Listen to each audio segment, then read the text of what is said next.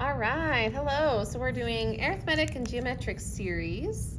So I'm going to color coordinate some things. So if you have your highlighters, get them out.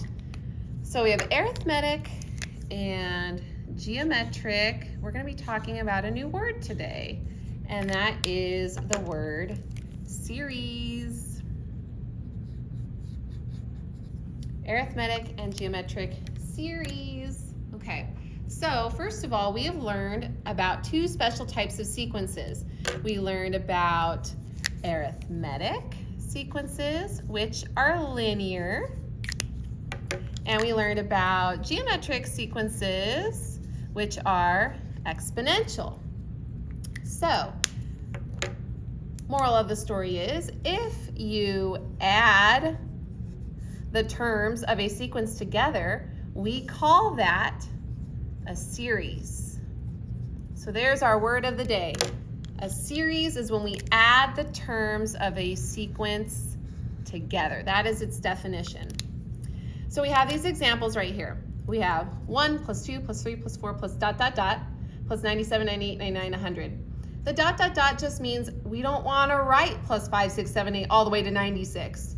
We just want to show that it's just adding up these first 100 numbers. And then same thing here, 1 plus 2 plus 4 plus 8 plus ... plus 64. So we know it ends at 64, and obviously we're adding all the even numbers. Well, no, not all the even numbers. 2, 4, 8, so we're multiplying by 2, okay? So that actually answers before I even ask the question. The second one clearly is geometric because it has a common ratio of 2. Oh man, this pen sucks. So it's geometric. Is the first one geometric? No, Mrs. Garcia, it's not, because it is just going up by 1 every time, so we know that this means it is arithmetic, and the common difference is just a 1. Now the thing is that we can add up all those numbers, we can, but it's going to take a lot of time because we're adding up 100 numbers, 1 through 100. And we can add up these ones too. Now this one might be a little bit easier to do, and we can figure out that answer, okay? In fact, we can do that right now. You know, that would be, so 1 plus 2 plus 4 plus 8. 8 times 2 is 16. 16 times 2 is 32. 32 times 2 is 64, and 64 is the last term. So we know we're adding up those ones. That's a little bit easier to do because that's a shorter list of numbers. So 1 plus 2 plus 4 plus 8 plus 16 plus 32 plus 64 is 127. I'll just put it up here on the line. So we know that the sum of all those numbers is going to equal 127. This one, I don't want to type in 100 numbers in my calculator. I mean, I can, but I don't want to. So what do we do instead? So we'll come back to that example. Ways they can ask a series question. Highlighting all the boxes today, make it nice and pretty and colorful. So number 1, it says 3 plus 6 plus 9 plus 12 plus 15 plus 18 plus ... We're going to find S sub 6. So S stands for the sum, S for sum, and we're finding the sum of the first 6 terms. So we put S sub 6 equals, do we have 6 terms? 1, 2, 3, 4, 5, 6. Yeah, we do have the first 6 terms. So we just have to add them up. 3 plus 6 plus 9 plus 12 plus 15 plus 18 in our calculators. So 3 plus 6 plus 9 plus 12 plus 15 plus 18 is 63. So the sum is 63. Okay, well now this one down here has a weird looking symbol. That symbol is called the sigma notation. The sigma is this symbol. It's also used for like fraternities and sororities like in college. It looks like a letter E, a funky looking E, but it stands for the sum. So it says the sum from n equals 1 to 6. That means the first 6 terms of 3n. Well, that 3n is important. This is representing an explicit formula. So we've already done the linear, exponential, or neither, and the sorting out the change. So we got used to determining when something was linear or not. This is linear. Y equals mx, this is the mx part, plus b. The plus b part is 0, so that means that there's no y-intercept. It's 0. It's going through the y at 0. So this is an arithmetic sequence. Okay? So what we need to do is find the first 6 terms. So since there's 6 terms, let's leave 6 blanks. This pen sucks. Let me switch over to a different pen. So 2, 3, 4, 5, 6, and then equals. Okay? So to find the first 6 terms, you're going to plug in a 1 for n. That's the first term. Then you're going to plug in a 2 for n. That's the second term. Then you're going to plug in a 3 for n. That's the third term. So let's start with the 1. 3 times 1, that's the first term. Plug in a 2. 3 times 2, that's the second term. Plug in a 3. 3 times 3, just replacing the n with a 3, that's the third term. And then 3 times 4 would be the fourth term. 3 times 5 would be the fifth term. 3 times 6 would be the sixth term. And now we need to figure out what each of those terms are. So again, we have 3 times 1, that's 3. Plus 3 times 2, that's 6. Plus 3 times 3, that's 9. Plus 3 times 4, that's 12. Plus 3 times 5, that's 15. Plus 3 times 6, that's 18. Hey, aren't those the same numbers? So we already know what that's going to add up to. It's going to add up to 63.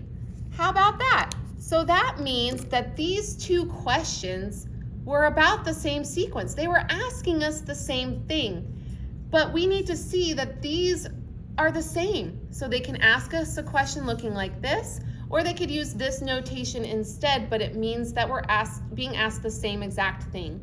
So it says that both 1 and 2 are asking you to add up the first 6 terms generated by the arithmetic sequence. I'm just going to abbreviate arithmetic so it fits on that line. This is called an arithmetic, abbreviating, series. Okay, and since I'm highlighting arithmetic in yellow today, I'm going to highlight this box in yellow because it represents arithmetic. Okay, but no matter what, when we're adding the terms of an arithmetic or a geometric sequence, it doesn't matter. We're adding up the terms. The common thing that we're doing is adding. All right, so let's take a look at number 3. It is 12 plus 18 plus 24 plus 30 plus ... It says to find S sub 10. So we're finding the sum of the first 10 terms. So we have to put S sub 10 equals. Okay, well, how are these numbers increasing? Let's see, it looks like it's arithmetic because 12 plus 6 is 18. 18 plus 6 is 24. 24 plus 6 is 30.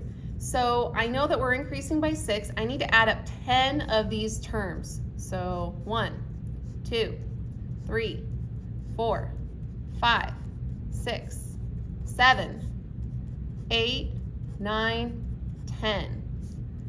I'm putting in those blank spots so that we can make sure we don't accidentally miss one. Okay? They gave us the first 4 terms, so 12, 18, 24, and 30. We know the common difference is a 6, so we just have to add 6 to find the rest of them. So 30 plus 6 is 36. 36 plus 6 is 42. 42 plus 6 is 48. 48 plus 6 is 54. 54 plus 6 is 60. 60 plus 6 is 66. And now I'm not going to pull out my calculator. I'm just going to tell you the answer. When you add up all these numbers, you're going to get 390. So there's the sum. Okay? All right, next we've got 256 plus 64 plus 16 plus ... And it says to find S sub 5. So we're finding the sum of the first 5 terms, so S sub 5 equals, and I need 5 blanks this time. 1, 2, 3, 4, 5. They gave us 3 of them. The first 3 are 256, 64, and 16. We have to find the remaining 2. Okay, well, first of all, is this arithmetic or geometric? Well, we're definitely not subtracting the same number each time, but the numbers are getting lower, so it must be geometric. If numbers are decreasing and they're geometric, we must be multiplying by a fraction. So what are we in a sense dividing by? Well, 64 divided by 4, I believe, is 16. 64 divided by 4 is 16, so that means we're multiplying by 1/4, 1 over 4. Okay, so 1/4 of 16, or in other words, 16 divided by 4 is 4. 1/4 of 4 is 1. 4 divided by 4 is 1. All right, and now we can add these up. 256 plus 64 plus 16 plus 4 plus 1 is 341. Okay, that is its sum. Number 5 has it in sigma notation, but it still means we're summing up the first 8 terms, n equals 1 through 8 of 3n minus 2. So when we look at that expression, we should see it looks like mx plus b, so this is arithmetic, okay? And so we know that we're adding a number every time, okay? We're adding up 8 terms, so we're finding s sub 8 equals, and I need 8 blanks. 2, 3, 4, 5, 6, 7, 8 equals, okay? So to find the first term, just like we did a number 2 up above, we are going to plug in a 1 for the first term. So 3 times 1 minus 2. Well, 3 times 1 is 3. 3 minus 2 is 1, so the first term is 1. Now to find the second term, plug in a 2. 3 times 2 is 6. 6 minus 2 is 4. So there's our second term. And let's do it again. Plug in the 3 for the third term. 3 times 3 is 9. 9 minus 2 is 7. Now let's pause. How are these numbers increasing? From 1 to 4 to 7, it looks like they're going up by 3. So the common difference is a 3. So now instead of plugging numbers in to find the 4th, 5th, 6th, 7th, and 8th term, use the pattern. 7 plus 3 is 10. 10 plus 3 is 13. 13 plus 3 is 16. 16 plus 3 is 19. 19 plus 3 is 22. The common difference was a 3. So we can just use the pattern to finish it off. But guess what? We could have known what the pattern was from the get-go.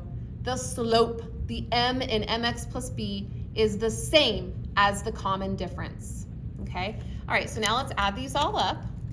So 1 plus 4 plus 7 plus 10 plus 13 plus 16 plus 19 plus 22 is 92.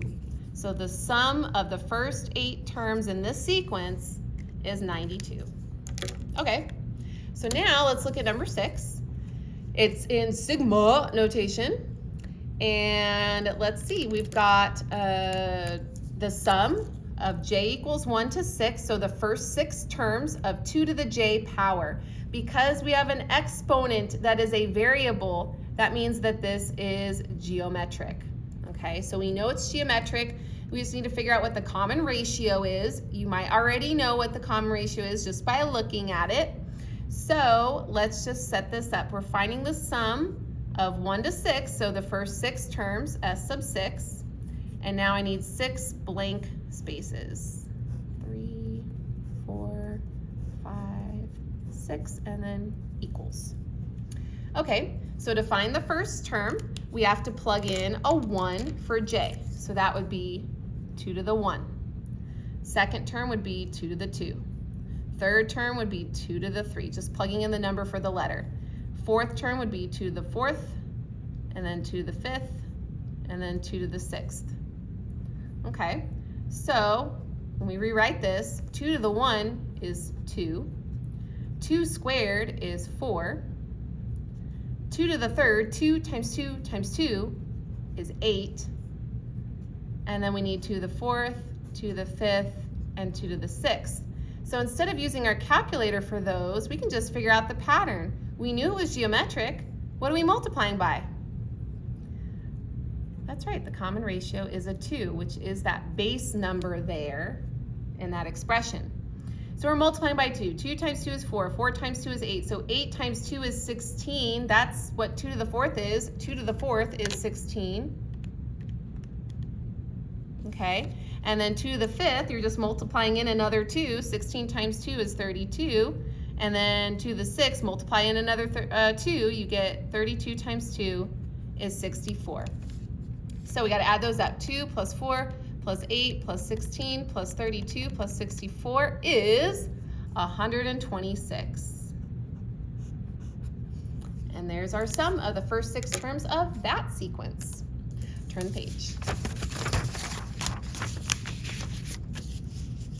All right, but what if there are too many terms to add up and, we have a life? Nobody's got time to add up a billion terms, okay? And then if you make a mistake typing into the calculator, you have to start all over again. That kind of sucks. So here's that first problem that we didn't do on the first page. This one right here. We left it blank. Now we're gonna be able to answer it. But we're gonna have to use a formula. When they're too big and we have a life, and we don't wanna just type in 100 numbers into a calculator, we can use a formula. So there are 2 formulas that we can choose from. We have an arithmetic series formula, so I'll color code it with the yellow because arithmetic is yellow today. There is a typo here though, so instead of A2, that should be an A sub n. Okay, so here's what this means. N stands for the term number. A1 is obviously the first term. A sub n is whatever the last term is, the term that we're looking for, the term on the end, the last term of the sequence, okay? So we know, because we identified this already, that number 7 is arithmetic. It's arithmetic because each of these numbers is going up by 1, so the common difference was a 1. We just didn't want to type in 100 numbers into our calculator. So let's use this formula. To use this formula, I need to know what n is. Well, if I'm adding up the first 100 terms, then I'm adding up 100 terms. So there's 100 of them. The first term of the sequence, A1, well, that's a 1. I also need the last term of the sequence, which in this case, since there's 100 terms, then the last term would be the 100th term, and the 100th term is 100. Okay, so we have all the things to plug in to our formula.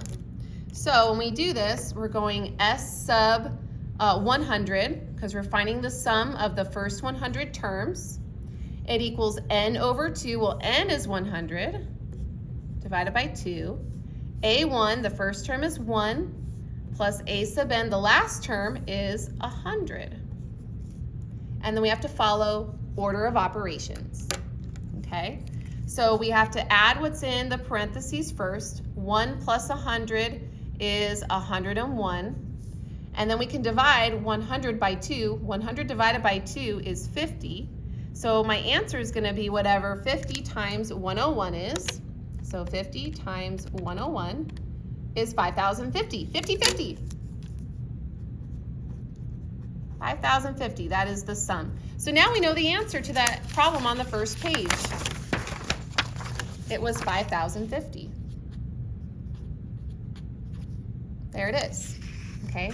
So we can do these, and we don't have to do it the long way. We can use a shortcut, a formula.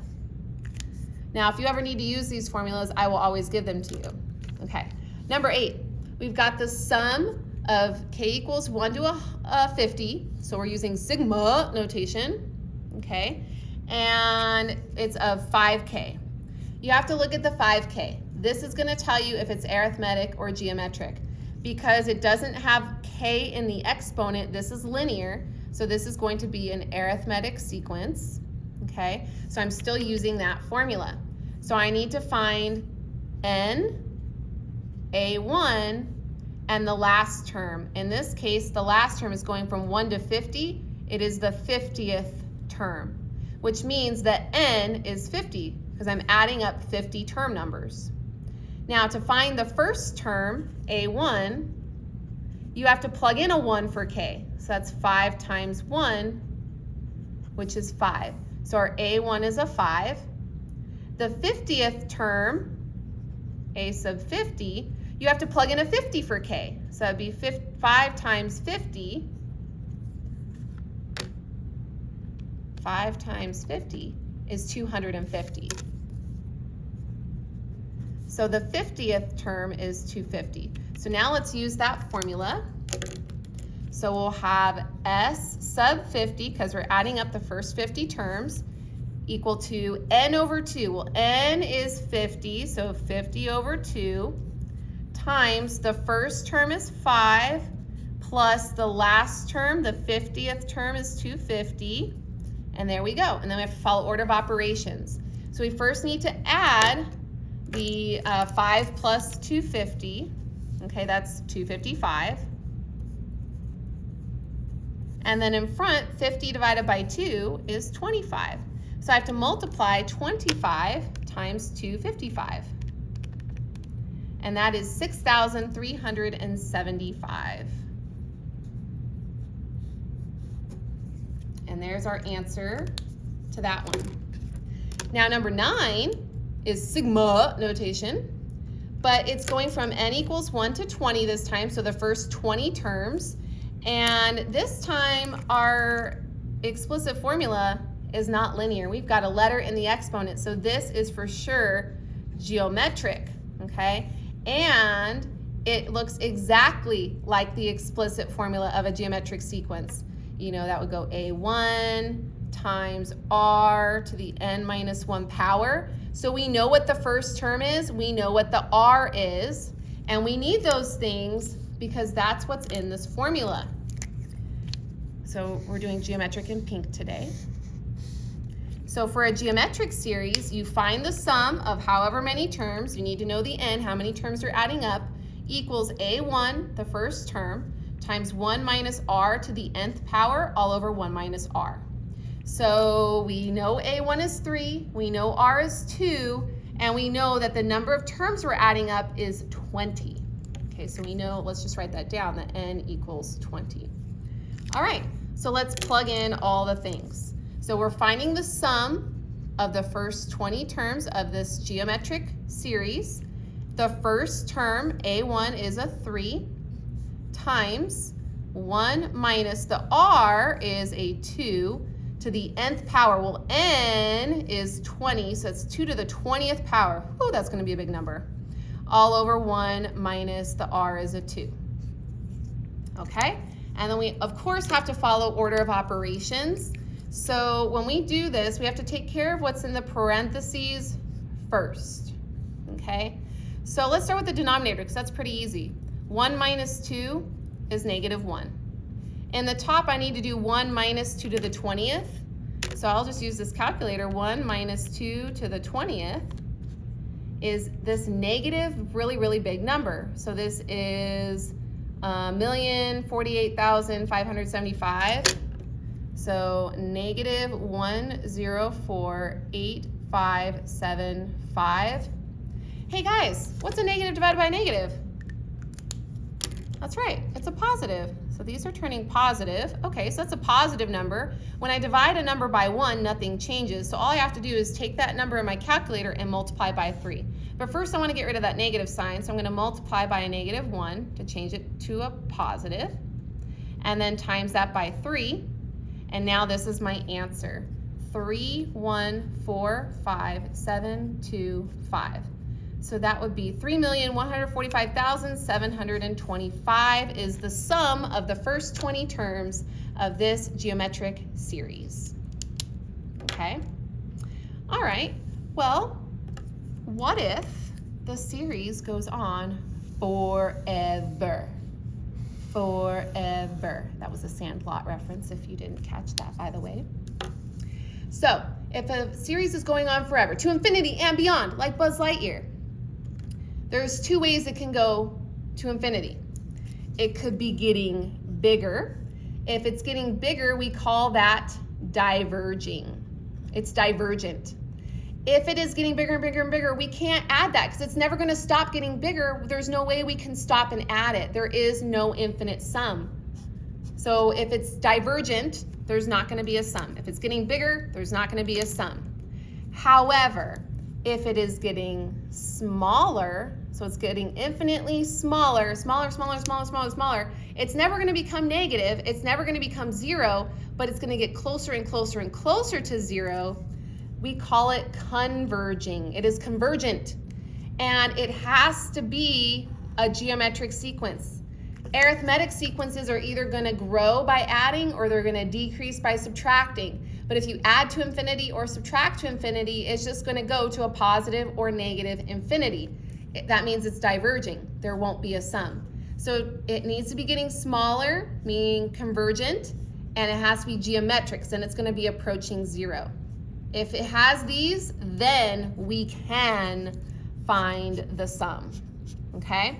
So if we can find the sum, then the formula for an infinite geometric series is S sub infinity equals A1 over 1 minus R, okay? If it is convergent. So let's look at number 10. It says 7 plus 9 plus 11 plus ... S sub infinity. We need to find the infinite sum. But first of all, is this arithmetic or geometric? It looks like it's adding by 2. 7 plus 2 is 9, 9 plus 2 is 11, so this is arithmetic. That means it is getting bigger and bigger and bigger. It is diverging. It's divergent, so that means that there is no sum. So can't do it. There is none. It's getting too big. We won't be able to add them up. All right, number 11. These numbers look like they're decreasing, and we need to see what the sum to infinity is. Are they subtracting? No. They're getting smaller by multiplication, so that means this is geometric. The common ratio, it looks like we're dividing by 4, so that means we're multiplying by 1/4. Okay, so, and then of course A1 is the first term listed there. We need the A1 and the R for our formula. So S sub infinity equals, the A1 is 64 over 1 minus 1/4.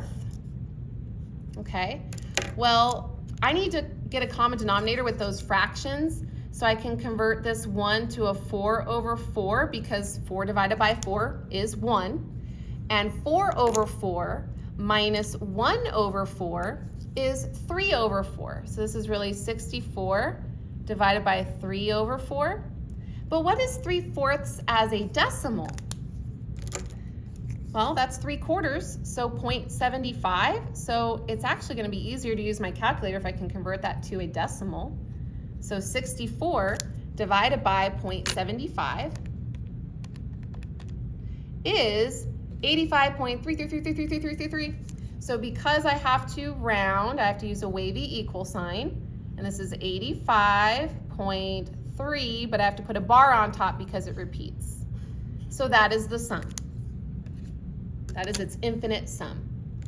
All right, and then looking at number 12, we have sigma from n equals 1 to infinity, so an infinite sum of 3 times 2/3 to the n minus 1 power. This is an explicit formula, and it looks just like A1 times R to the n minus 1 power.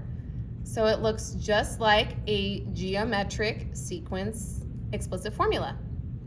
I know what the A1 is, I know what the R is. That's all I need. And as long as the R is smaller than 1, anytime you multiply by a fraction smaller than 1, that means that this is converging. It is convergent. It's getting smaller. This one was also getting smaller, so that meant it was converging. I forgot to write that up there, okay? So we know it's convergent, so we can find the sum. So the sum to infinity is going to be A1, which is 3, all over 1 minus R. Well, the R is a 2 over 3, 2/3.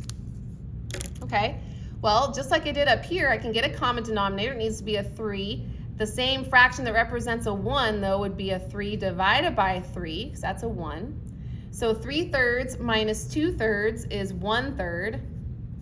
Now, 1/3, converting that into a decimal is not going to be easy, because 1 divided by 3, I'm going to have to round it, and because I have to round it, then my answer might be off by a little bit. So I'm going to show you another trick. Means I get to say a rhyme. We're going to take that middle fraction bar, and the fraction bar in math means division, so we're going to rewrite it as 3 divided by 1/3. And here's my rhyme. Dividing fractions, it's easy as pie. You flip the second and multiply. So it could be 3 times 3/1. Flip the second and multiply. Well, that ends up being 3 times 3, which is 9. So the sum is 9. Now, if you wanted to use a calculator instead of by hand, you can do this in the calculator, but you have to put this fraction in parentheses. So it's got to go 3 divided by parentheses, 1 divided by 3 for 1/3, and then close the parentheses. And guess what it's going to equal? 9. So if you round that, it's gonna tell you a decimal instead of a 9. So that's why it's important to try to be as accurate as you can. Okay? And that's it, you guys. Your homework is this review worksheet. And there you go. Have a good one.